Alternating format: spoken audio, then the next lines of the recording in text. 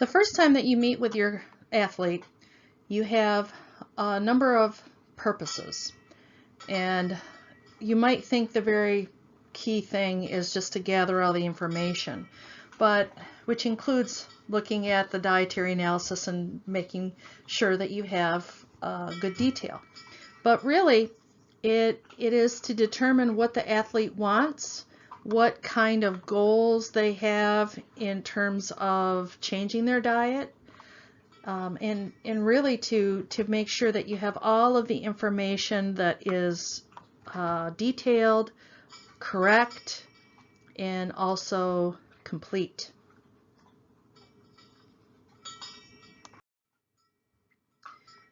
You want to be sure that you are treating the athlete with respect, which goes obvious, it's an obvious.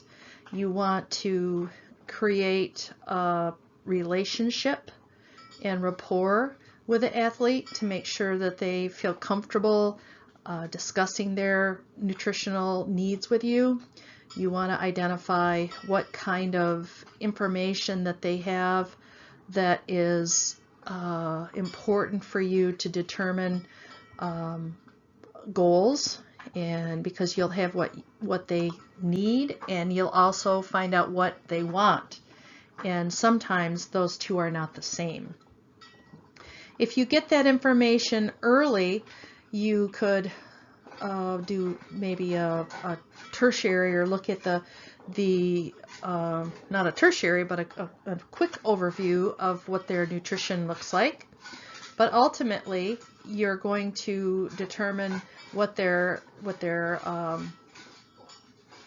current status of nutrition is, identify how ready they are to make changes, and then also get ready for the next visit. So to establish rapport, you're going to ask, identify, what they'd like to be called, and if they are a they or a she or a he. You're going to make sure that you understand what sport they are in, what they play, how much they play, get an idea about what their practice is like, what their involvement in the sport is, how long they've been in the sport. You want to have a nice relationship that's positive, that you are there to help them to meet their goals and make them feel as comfortable as possible. To understand why that athlete is there, you want to be clear on what kind of goals that they have as an individual. And so here are 5 potential questions. What do you want to do about your diet?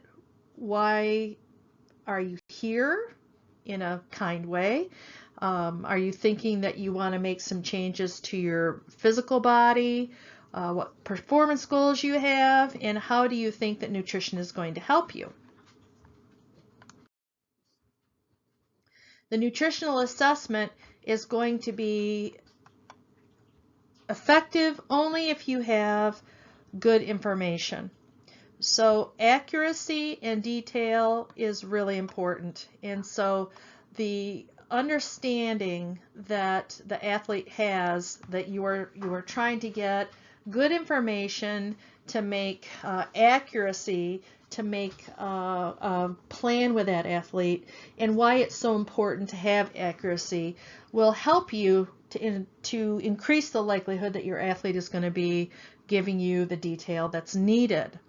We're going to look over some of the health history, definitely clarify the food records, and make sure that you have a training log to get an idea about what their current caloric needs will be. Here is a record, and I think this is pretty nice. Athletes, anyone, will tend to write this kind of information. I had juice, eggs, toast, and grapes. I had 1 cup of juice, 2 eggs, and 2 slices of toast, and a big bunch of grapes. Well, what kind of juice did you have? Was it orange or apple or pineapple? What did you put on your toast? Most of the time they'll just say toast, but we don't know if there was butter on the toast, if there was olive oil on the toast, Or was it just, did it have avocado on the toast? So here's where having an idea about what does a big bunch of grapes look like to that person. You could have an example, or you could get an idea about what 10 grapes looks like and see what that person has for that. So you're asking questions that are going to clarify. Now here you have a Frosty. That gives you an idea that they probably were at Wendy's, because that's a name brand. What kind of chicken sandwich? And here you see it's at Wendy's. They had no meat or cheese on their vegetable. Was there dressings? Were there croutons? And so these questions on the side kind of are asking about clarification about condiments, portion size, how it was prepared, and perhaps when it was consumed. Okay, so we're looking for some clarification.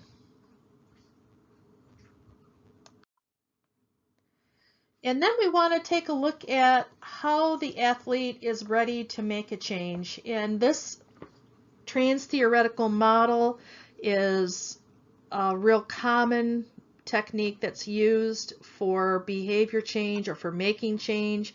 If somebody doesn't believe that they have an issue, they're pre-contemplating. Everything's great, I don't want to make a change. Contemplation means that there might be, I want to do this so I can see, is there something that maybe needs to be changed? I don't know, maybe kind of open to it. Preparation is when somebody is ready to take the steps to prepare what their behavior, what their dietary changes are going to consist of. Action is when they're making those corrections or those adjustments. Maintenance is when they've been doing it for a period of time, and termination is when it's a habit.